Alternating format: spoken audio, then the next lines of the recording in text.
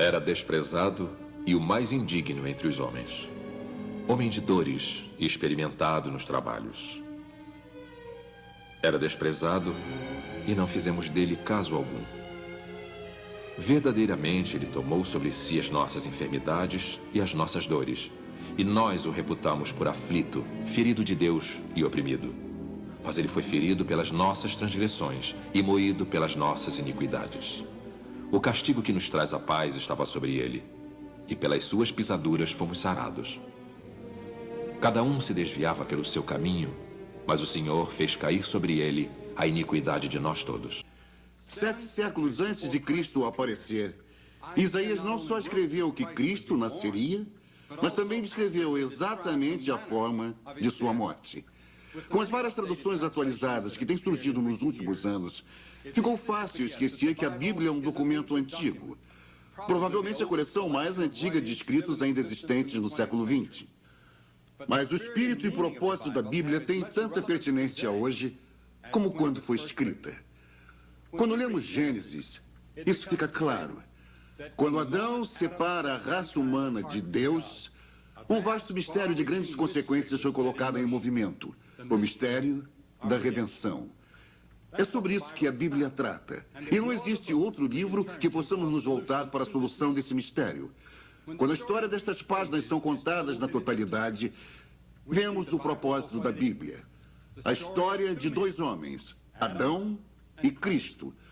A história que une os dois consiste em histórias de homens e mulheres que viveram em épocas diferentes, mas que fizeram as mesmas perguntas. O que fazemos hoje?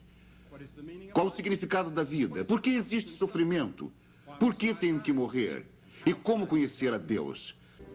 Quando eu olho para a morte de Jesus Cristo, vejo o testemunho eterno de Deus ao estado pecaminoso do homem. Foi na cruz que Cristo aceitou a punição por nosso pecado. A Bíblia diz que aquele que não conheceu o pecado fez pecado por nós, para que nele fôssemos feitos justiça de Deus. Naquela hora de trevas, Jesus suportou a culpa e a vergonha da humanidade, para que assim todo aquele que nele crê não pereça, mas tenha vida eterna. Esta é a maravilhosa mensagem da morte e ressurreição de Jesus Cristo. Mas onde está o homem quase 2000 anos mais tarde? O que aconteceu nessas centenas de anos? Estamos exatamente onde Jesus disse que estaríamos. No capítulo 24 de Mateus, Jesus Cristo foi interrogado por seus discípulos. Dize-nos, quando serão essas coisas e que sinais haverá de tua vinda e do fim do mundo? Jesus não predisse um futuro de paz perpétua, como muitas pessoas pensam. Ele predisse uma sequência interminável de desordem e tragédia até que ele próprio retorne. Muitos desses sinais estão presentes atualmente.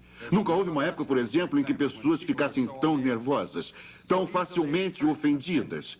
Milhares de famílias estão ruindo todos os meses sob devastadoras pressões da vida moderna. Em algumas partes do mundo, com o aumento da pressão, pessoas estão sendo traídas pelos próprios membros da família. Como disse um psicólogo, amigo meu, outro dia, corremos o perigo de um total colapso psicológico. Nunca houve uma época em que homens e mulheres tentaram tão desesperadamente se divertir como atualmente. Parece que todos estão em busca da felicidade, da paz e do prazer. A Bíblia diz, até no riso terá dor o coração. A Bíblia diz que um outro sinal da vinda de Cristo vai ser a continuação das guerras e rumores de guerras.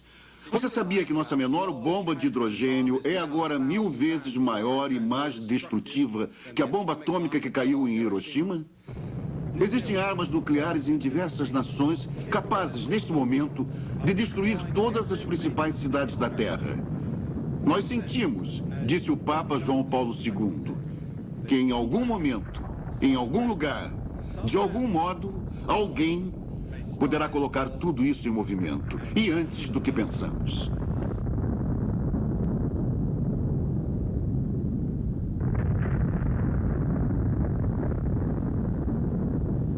A segunda vinda de Cristo será tão revolucionária que mudará cada aspecto da vida neste planeta.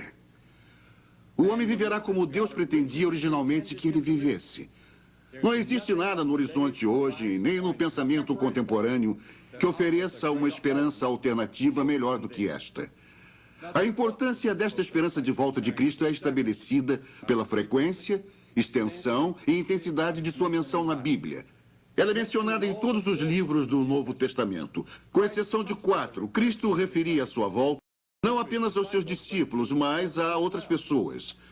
Agora, no meio de um mundo desesperado, frustrado, trêmulo e muito confuso, podemos nos confortar uns aos outros com a noção de que Jesus Cristo voltará em triunfo, glória e majestade.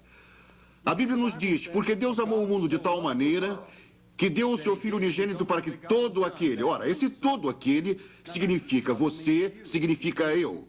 Todo aquele que nele crê não pereça, mas tenha a vida eterna. Ora, essa vida eterna não é apenas a vida no futuro, mas é a vida aqui e agora, repleta de alegria e paz, que você jamais encontrará em outro lugar. Para o verdadeiro crente em Jesus Cristo, o futuro está assegurado. O amanhã pertence a você. Aguardamos a trombeta distante anunciando a vinda de Jesus Cristo. Você está pronto para este amanhã?